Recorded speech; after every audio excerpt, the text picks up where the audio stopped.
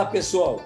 Estamos iniciando mais um programa Cidadania e Serviço Público, que você já sabe, é um programa da FESPESP, Federação das Entidades e Servidores Públicos do Estado de São Paulo. E hoje o nosso convidado também participou do Congresso da Pública Central do Servidor. É Vladimir Nepomuceno, analista político, diretor da Insight, e que vai conversar com você sobre as reformas e os problemas que o cidadão brasileiro vão enfrentar, especialmente com a reforma administrativa. Ele está aqui nos esperando. Vamos lá? Vamos!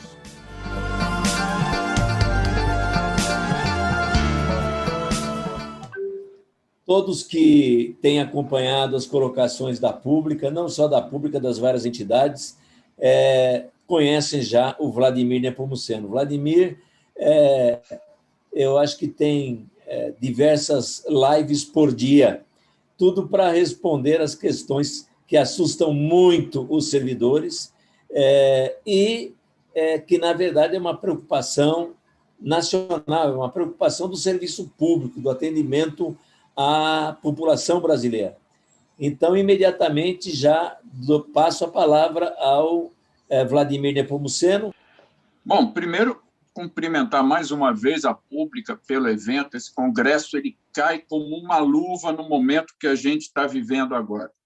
É extremamente importante, mais do que isso, é necessário um processo de discussão, informação, mobilização e ação do movimento sindical, em especial dos servidores, mas uma coisa que eu tenho dito em várias lives, algumas pessoas aqui, como você disse, acompanham, eu tenho feito realmente mais de uma por dia, não dá para a gente ficar com essa discussão dentro do serviço público. Eu brincava uma vez com companheiros da Receita Estadual, um evento de vários estados, e uma companheira da Receita Estadual do Rio de Janeiro falou assim, poxa, você falou uma coisa que é interessante. Eu falei, o quê? A gente chega para a pessoa lá fora e diz assim, olha, eu vou perder meu emprego e você vai perder o serviço. Mas é isso.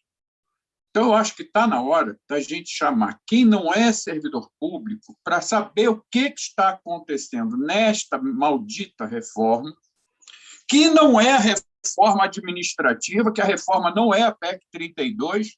Eu acho até engraçado quando pessoas do governo, tanto dentro do Executivo como na sua representação dentro do Congresso, dizem assim, a Constituição é de 88, já são mais de 3 décadas, está ultrapassada. E eu, numa live outro dia, eu falei, engraçado, o que vocês estão propondo é voltar a 1930. Será que eu é que estou atrasado? Eu não consegui nem botar em pé o que eu ajudei a construir na Constituinte, porque o que aconteceu, e aí eu cito o deputado Rogério Correia de novo, é que a turma de onde saiu Paulo Guedes queria, durante o processo constituinte, colocar aqui um Estado neoliberal como havia no Chile. Na época, Paulo Guedes estava lá. Pinochet estava no governo e aqui estava discutindo uma Constituição. Só que tinha um detalhe, nós estávamos saindo de um regime militar, reorganizando o movimento sindical, o movimento estudantil, o movimento comunitário, associativo, diversas formas de organização da sociedade, e clamando por coisas que justamente tinham sido tiradas pelo regime militar. Eu comentava ontem no evento do Atem Sindicato Nacional, que eu quero aqui mais uma vez dar os parabéns, um evento bom, discussão boa, que a educação foi uma das coisas mais atingidas durante a ditadura militar a partir de 1964. Eles não esperaram nada. O patrocinador do golpe, que foi o governo americano, já chegou aqui e falou, vamos mudar a educação nesse país aqui. Eu quero gente que execute, não gente que pense. E assim a saúde. Num evento das reuniões que a gente fez, a companheira nossa aqui de Brasília, Rosilene, do Sindicato dos Professores, lembrava, naquela época, ditadura militar, a gente fazia uma prova para sair do ensino primário, que equivale hoje da primeira à quarta série, para ir para o ginásio. Depois fazia outra do ginásio para o científico clássico e tal, que depois virou segundo grau, e depois outra para entrar numa universidade. Ou seja, a gente tinha mini vestibulares para sair do primário para o ginásio, do ginásio para o clássico científico, que fosse, e dali para a universidade. Por quê? Porque tinha que provar que estava pronto? Não, porque a quantidade de escolas disponíveis era numa pirâmide. Um pouco mais no ensino fundamental, lá no primário, no equivalente hoje à primeira, quarta série, um pouco menos acima, um pouco menos acima, um pouco menos, até que a universidade era pouquíssima para pouquíssima gente, lógico. Então, as provas eram para selecionar quem do povo poderia sair do primário para o ginásio, quem já ia ficar de fora ali sem educação. Essa era a educação que a ditadura militar colocou no Brasil.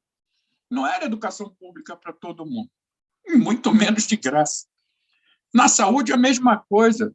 A ditadura unificou os diversos institutos de aposentadoria e pensão num gigantesco chamado INPS, mas manteve acesso à saúde pública e gratuita só para quem tinha carteira assinada e 100% dos rurais excluídos. Não tinham direito a isso. A aposentadoria também não tinha para rural.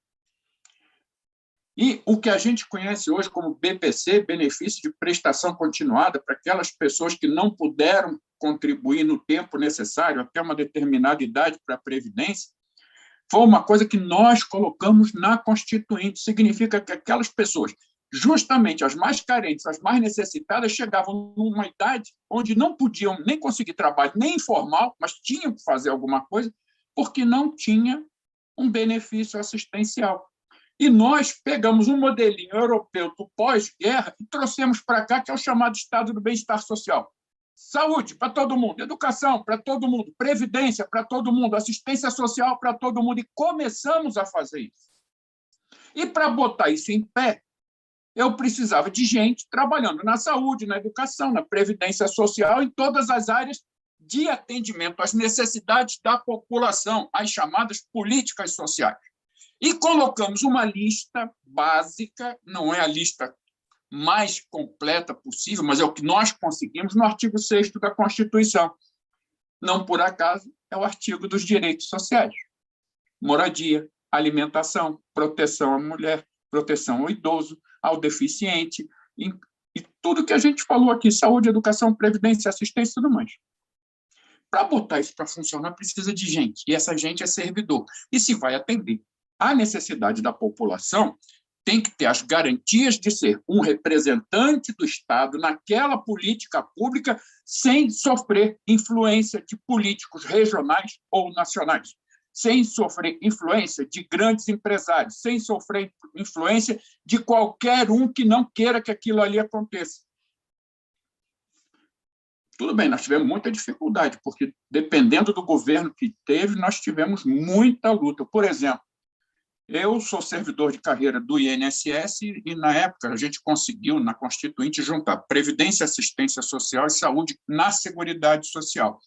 Então, as nossas organizações sindicais, que na década de 80 eram associações, não eram sindicatos, unificou todo mundo. A gente pegou um monte de associaçãozinha, criou uma grande, e depois essa grande virou o sindicato de base estadual e depois nacional. Com isso, eu visitava hospitais, visitava órgãos de previdência e tudo mais. Eu lembro que, naquela época, a Fórmula 1 no Brasil era no Rio de Janeiro. Se alguém sofresse acidente numa corrida naquela época, o helicóptero pegava dentro do autódromo do Rio de Janeiro, passava por cima da serra e descia no hospital público do Andaraí. Um dos hospitais, referência para queimados, para cardiologia e para outras especialidades. Vai lá agora. Está cheio de clínicazinha privada de cardiologia, não atende mais um monte de especialidade por falta de equipamento, falta de gente, falta de investimento. E eles estão dizendo o seguinte: não funciona porque é público, quando nós sabemos que não funcionou de propósito, porque os empresários que montaram suas clínicas e enriqueceram com a saúde privada interferem no governo que está desmantelando a saúde já há alguns anos. E aí é governo municipal, estadual e o federal. Porque o que nós colocamos na Constituição tinha que ser acompanhado pelo povo para garantir que o Estado não desse um passo atrás. Só que tinha um detalhe: nós atrapalhamos o projeto que os neoliberais tinham para colocar. Nós colocamos tudo isso na Constituição, e eu, outro dia, lembrava um discurso do Sarney, que foi feito quando a votação da Constituinte encerrou o primeiro turno, faltava votar o segundo. Ele pediu rede nacional de rádio e televisão para dizer ao Brasil inteiro que ia entrar em colapso se fosse aprovado aquele texto. Direito de organização sindical e greve para servidor público ia levar à ociosidade, ia levar à quebra da indústria se permitisse que os sindicatos agissem como a Constituição estava autorizando. O país ia quebrar, não ia ter produção rural nem urbana. A Previdência ia ter um rombo de bilhões, porque estava colocando rural para dentro, estava estendendo assistência social, juntando isso, juntando aquilo. Fez um monte de coisa como catástrofe. E o mais engraçado, o número que ele deu, como seria o déficit da Previdência, se a Constituição fosse aprovada daquele jeito, foi desmentido no dia seguinte pelo ministro da Previdência dele mesmo. Porque ele não falou aquilo combinado com o ministro da Previdência, ele falou aquilo por ordem dos banqueiros, por ordem dos neoliberais. Quando isso? 1988. Quanto tempo se passou? E aí deram o primeiro golpe, eleição de 89, Collor de Mello. Um cara sem base política para ganhar uma eleição, e ganhou, porque teve a mídia, todo mundo sabe, a TV Globo e outras, mas teve os bancos, teve os neoliberais por trás. Depois ele passou da conta, eles mesmos tiraram o Collor dali, a gente foi para a rua, porque a gente também queria que ele saísse. Eu me lembro do meu amigo Lindbergh Faria, era presidente da UNE, dos caras pintados. Nós tiramos Collor, mas quem mais queria tirar o Collor era o governo americano, porque estava atrapalhando seu projeto neoliberal. Tanto que o embaixador dos Estados Unidos no Brasil, no finalzinho do período Collor, foi consultado pelo secretário de Estado americano se teria problema se eles derrubassem o Collor e deixassem o vice dele. O embaixador falou, não, o vice não vai atrapalhar em nada, a gente trata dele com carinho, não vai fazer nada de errado. Então tira o cara e põe o vice. E quem vem para a gente colocar de vez no lugar dele? Nós vamos preparar alguém, encaixa no governo Itamar, e essa pessoa vai ser o presidente da República. Pegaram Fernando Henrique Cardoso, botaram como ministro da Fazenda, que fez o Plano Real, ajudado por economistas, quando eles querem, eles fazem, nivelando a economia, acabando com a inflação, aquele monte de zero, virou tudo Plano Real, estabilizou a moeda, porque eles tinham interesse. Quando eles querem, eles derrubam, quando eles querem, eles constroem, mas é sempre no interesse deles. Prepararam o Fernando Henrique, ele foi eleito, e não só foi eleito, como foi reeleito. E durante o governo Fernando Henrique, ele deu continuidade àquilo que o Collor começou, mas perdeu a mão. Eu falava numa live essa semana, qual foi o principal ato de Fernando Collor? Uma coisa chamada reforma administrativa. O que fez Fernando Henrique, que levou 5 anos tramitando no Congresso e virou a Emenda Constitucional 19? Reforma administrativa. O que está acontecendo agora, e foi falado em setembro de 2020, pelo secretário responsável pela entrega da PEC 32 ao Congresso, não tinha ainda o nome de PEC 32, ele disse que estava comemorando a retomada daquilo que a Emenda 19 parou. Estava modernizando, que do dia que o Fernando Henrique saiu até o dia que o Temer voltou, houve paralisação do serviço público, a administração pública ficou mais lenta, ficou mais cara, ficou mais incapaz de atender necessidades, incompetente e tal.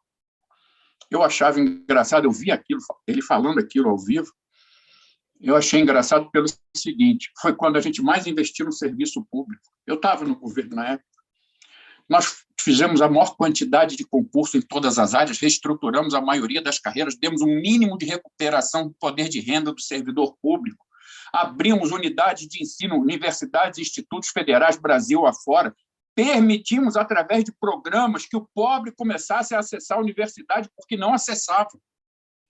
Uma coisa que me incomodava muito era ver apenas filhos da classe média alta passarem em concurso para cargos de mais alta complexidade na administração pública. Muitos neoliberais agora, que ajudaram, inclusive, a fazer campanha para o atual presidente na eleição presidencial passada. E aí o que acontece? A PEC 32 não é nada mais, nada menos que a continuação disso tudo. A PEC 186, que agora é a Emenda Constitucional 109, é parte disso. Assim como a trabalhista, a previdenciária, aliás, a previdenciária agora, um alerta que a gente tem que estar bem atento. Este ano, a emenda da reforma da Previdência faz 2 anos.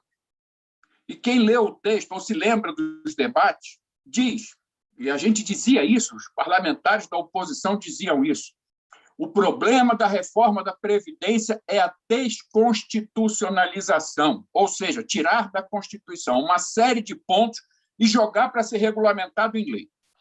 Então, nós, servidores, vamos ter, por exemplo, os direitos previdenciários dos servidores públicos, que a emenda constitucional 103 disse que, no prazo de 2 anos, agora, em novembro deste ano, tem que ter um projeto de lei regulamentando quais são os direitos previdenciários dos servidores públicos, todo, federal, estadual e municipal. Neste ano, tem que ter um projeto de lei dizendo como é que fica o abono permanência, que já foi decidido o seguinte: o prefeito, o governador ou o Poder Executivo Federal, nas suas esferas, vão decidir se, num determinado período, dão abono permanência ou não. Se dão, se é durante o período que a pessoa ficar antes de ir embora, se aposentar de vez, ou se é temporário. Outra, se é a devolução integral da contribuição previdenciária ou se é menor. Tudo isso tem que sair numa lei. E mais uma coisinha, o decreto 10.620, que saiu agora, faz parte desse processo de regulamentação. Aí muita gente fala, mas pegou só servidor do Executivo Federal. Sim, mas pegou os primeiros. Os atuais servidores estatutários, que têm regime jurídico próprio, que, por consequência disso, têm um regime de previdência próprio, que é o chamado RPPS, não estão mais nos seus órgãos, não estão mais na administração pública, vamos chamar assim, estão agora sob a responsabilidade do INSS. Primeiro, o Executivo Federal, vem Legislativo, vem Judiciário e vem depois Estados e municípios. Aí eu fiz um banzé, um texto meu no blog, explodiu, a ponto do Ministério da Economia soltar uma nota tentando desmentir o que eu falei. Nós não mudamos nada, continua o regime próprio, continuam as mesmas regras, a aposentadoria do mesmo jeito, as pensões são do mesmo jeito. Pergunta idiota. Então, por que passou para lá se eram os órgãos que cuidavam disso? Funcionário de universidade era no RH da universidade. Funcionário do Ministério da Saúde era no Ministério da Saúde. Por que eu tiro tudo e boto no INSS? Porque o projeto é simples. A PEC 32 acaba com a estabilidade, acaba com os atuais regimes jurídicos únicos, federal, estadual, tudo, acaba tudo. Vai todo mundo ser colocado no regime geral, basta olhar o texto da PEC 32, basta olhar o texto da reforma da Previdência, basta olhar o que vem na PEC 188, na PEC 438, que já está lá na Câmara há mais tempo, está desde 2018. A ideia é que 100% dos servidores, tirando o cargo típico de Estado, sejam regidos previdenciariamente pelo regime geral de previdência social. Por isso que começou a pegar uma parte e já botar na mão do INSS. Esse é o objetivo. E por que vão para o regime geral? Porque não serão mais estatutários. A ideia é alguma coisa parecida com a CLT de hoje. Por que parecida? Porque a PEC 32 vai acabar com os atuais regimes jurídicos únicos, vai ter um para cargo típico de Estado, um para nós, servidores sobreviventes da PEC 32, um para os servidores futuros, que entrarão depois, que é aquele pessoal por prazo indeterminado. Cada um terá seu regime jurídico único. No momento em que o prefeito, o governador ou o presidente da República acabarem com o regime próprio, e eles têm prazo de 2 anos para os novos, e para nós também, eles podem acabar com o regime próprio de previdência. Tem critérios, período de transição, a aposentadoria integral, como é que faz, como é que não faz. Lembrando que que entrei antes da reforma administrativa, a PEC 32, eu entrei antes, inclusive, da reforma administrativa do Fernando Henrique. Eu tenho paridade na minha aposentadoria. Significa que eu tenho que ganhar de aposentadoria bruto igual ao meu colega que está na mesma tabela que eu, que está na ativa na mesma posição que eu. Só que não vai entrar mais ninguém nesse cargo, porque esse cargo vai ficar parado porque vai entrar no cargo novo, aquele por prazo indeterminado. Significa que daqui a pouco não tem nenhum ativo, eu perdi minha referência de paridade, minha aposentadoria congela. Outra coisa que está para regulamentar agora, que vai fazer 2 anos e a emenda 103 exige. Eu estou aposentado, mas eu tenho que pagar a Previdência. Cadê a regulamentação daquela contribuição extraordinária em caso de déficit atuarial? Regulamenta agora. Os percentuais de contribuição previdenciária dos atuais servidores que já estão aposentados ou dos cargos atuais que virão aposentar será majorada de acordo com a sua faixa salarial e faixa etária. Vai tudo ser regulamentado na lei que vem daqui a pouco. E a reforma administrativa vai nos jogar naquele balaio onde a reforma da Previdência faz. Ou seja, como foi dito aqui, todas as reformas têm a ver. E os novos contratados, já caminhando para o fim, serão regidos por quê? Pela CLT. A reforma trabalhista acabou com a CLT. Eu perguntei às pessoas que estão trabalhando com isso o seguinte: vocês criaram um pessoal novo, que é o pessoal que vai trabalhar e não vai ficar. Porque o Paulo Guedes mesmo disse, concurso público chama muito e fica pouco, durante 2 anos. Exemplo, chama 100, vão ficar 20. 80 vão embora depois de 2 anos. Quer dizer, o cara sai do emprego dele porque passou num concurso público, trabalha 2 anos, e se não passar na avaliação que define a pirâmide, os 20 primeiros, se ele cair nos 80, ele vai embora e não fica em cadastro de reserva. Essa pessoa, depois de 2 anos, tem direito a alguma verba indenizatória, algo parecido com o FGTS? O que eu ouvi do Ministério da Economia foi o seguinte: rapaz, a gente não tinha lembrado, nós estamos começando a pensar nisso, sim.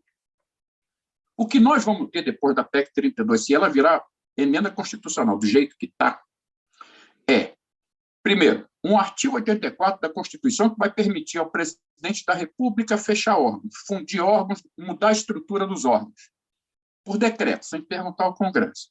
E, no caso dos servidores, o presidente também, por decreto, sem perguntar ao Congresso, vai poder fazer alteração, reorganização de cargo e, pior, mudar as atribuições. Eu fiz concurso para um cargo e, na lei que criou aquele cargo, diz quais são as minhas atribuições. Foi o Congresso que aprovou e o presidente agora vem por decreto e muda isso. Por quê? Porque já no governo Temer, esse aí é continuação daquele, já no governo Temer foi dito, nós vamos enxugar. O Executivo Federal tem mais de 270 cargos existentes, ocupados por algumas pessoas ou muitas pessoas. Eles querem transformar 200 e tantos cargos em 20 ou 30. É isso. E, para isso, eles precisam mudar as atribuições, mudar a característica, fundir cargos, juntar carreiras e transformar, tirando aqueles que estão na ponta, aqueles que estarão em cargo típico de Estado, num grande carreirão, onde, por exemplo, aquele órgão ali faz uma coisa que a iniciativa privada quer. A PEC 32 bota o tal do princípio da subsidiariedade na Constituição. O que é isso? O Estado vai atuar de forma subsidiária à iniciativa privada. Está escrito isso na PEC. Ou seja, onde a empresa privada quiser, é dela. Onde a empresa privada não quiser, aí o Estado entra. Então, o cargo não pode ter estabilidade, porque se a empresa privada quiser aquela atividade, ela vai ser privatizada, vai ser entregue à empresa e o órgão vai ser extinto. Aí não tem estabilidade, demite as pessoas, simples assim. E de que forma eu demito? Bom, de 2 formas. Se for um novo servidor que já não tem estabilidade, é só avisar ele, obrigado pelo trabalho prestado no tempo que você teve aqui, seja feliz. Só que ele está num regime jurídico, ele não está na CLT ainda. Depois ele vai estar na CLT. Não tem verba indenizatória, não tem fundos de garantia, não tem nada. É a nova reforma trabalhista. E aí, para o nosso povo de agora, que é servidor, a avaliação de desempenho. Inclusive, eu já falei em algumas lives, algumas pessoas aqui já ouviram eu falar isso. Está pronto o projeto, vai ser encaminhado para o Congresso durante a tramitação da PEC 32, aguardando apenas que o projeto seja aprovado depois que alterar o artigo 41 da Constituição. Por quê? Porque o artigo 41 diz que uma lei complementar, que depende de quórum qualificado para ser aprovado, precisa de mais da metade dos parlamentares votando a favor da lei, é um pouco menos que a emenda constitucional. Eles vão mudar a Constituição dizendo que basta uma lei ordinária. É aquilo que eu falei. É mais da metade dos presentes no plenário aprovam. São 500 deputados, se tiver 200, 101, 102 aprovam a nova lei. Muito mais fácil de aprovar. E eles têm a maioria para isso. Por isso que eles estão tirando da Constituição e jogando para a lei. Essa mudança no artigo 41 vai dizer que uma lei ordinária vai tratar disso. A lei ordinária está pronta. A dúvida que eles têm, isso eu ouvi direto de um cara que trabalha no Palácio do Planalto, é um dos responsáveis pela área jurídica do governo federal. Ele disse o seguinte: nós temos uma dúvida. A demissão do servidor dito estável por insuficiência de desempenho será a simples soma ou média das avaliações de desempenho do último período e, naturalmente, ele está demitido? Ou o fato de ele ter tido várias avaliações insuficientes dão direito a que se abra um processo específico para decidir se demite ou se mantém essa pessoa e dá uma outra chance a ela? Tirar dessa dúvida, o projeto está pronto, vai para o Congresso Nacional. E o cara que está lá na presidência disse que o atual servidor não será atingido. Quem disse isso? Outra, nova estrutura remuneratória. Você só vai avançar na tabela salarial por avaliação de desempenho. Morreu, lembra que morreu tempo de serviço, tempo de contribuição não existe mais. É só avaliação de desempenho. Significa que, se você tiver uma avaliação boa, você pode receber o seu salário inteiro e ainda, cumprido o interstício, passar para o ponto de cima na tabela. Se a sua avaliação for mediana, você pode até receber o salário inteiro, mas não passa para o degrau de cima na escadinha da tabela. Ou pior, se a sua avaliação for mais para baixo, você pode nem receber o salário inteiro, porque a proposta que o Banco Mundial está colocando não está na PEC 32, mas está nos projetos que o Banco Mundial mandou fazer, eles estão fazendo tudo direitinho, diz que a remuneração tem que ter uma parte fixa pequenininha e o resto todo tem que ser por avaliação de desempenho. Significa que o servidor pode ficar estacionado na tabela e ainda por cima ter o seu salário reduzido. E pode ser demitido no final de um período de avaliação. Cadê a estabilidade?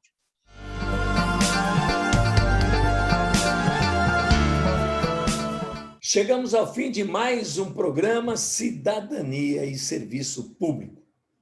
Um programa da FESPESP, Federação das Entidades de Servidores Públicos do Estado de São Paulo, que todos os domingos e com reprise às 15 horas do sábado, vem aqui conversar com você sobre cidadania e serviço público.